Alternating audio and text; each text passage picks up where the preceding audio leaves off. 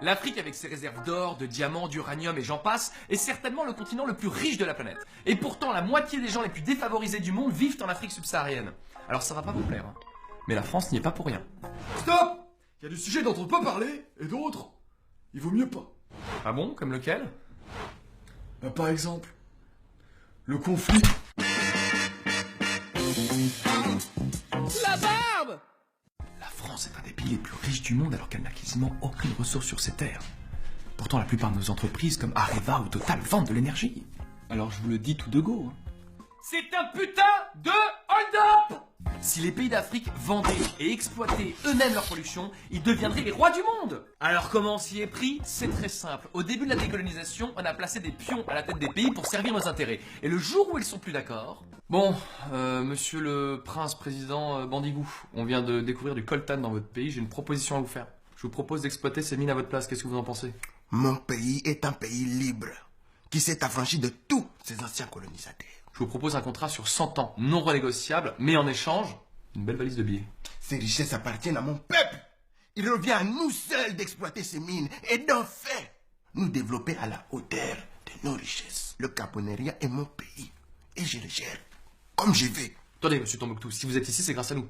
Vous seriez pas le premier dictateur qu'on renverse. On est d'accord avec ça ou pas? Vous voulez vous retrouver dans Paris avant des petites tours Eiffel à la sauvette?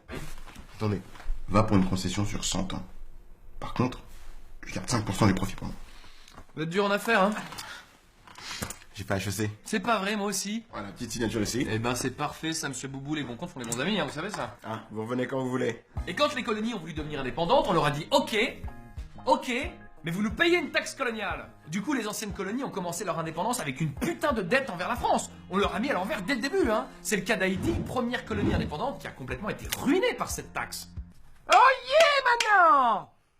Mais vous êtes qui? Je suis le chevalier Bertrand Floutard et je viens acquérir vos impôts pour le seigneur.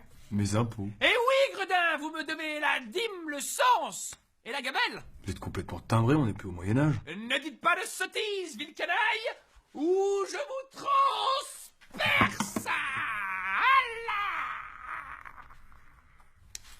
Bon, on fait quoi? Bah, je vais appeler les flics.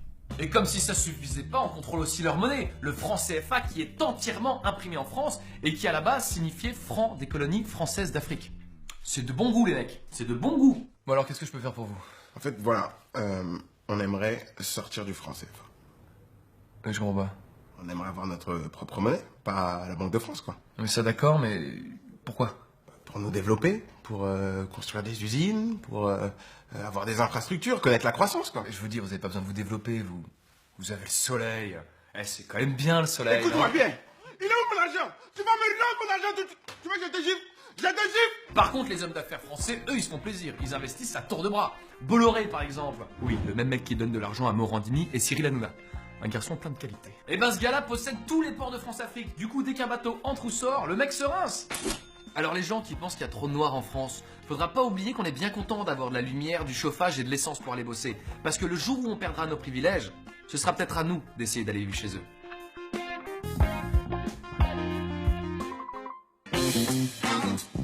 La barbe!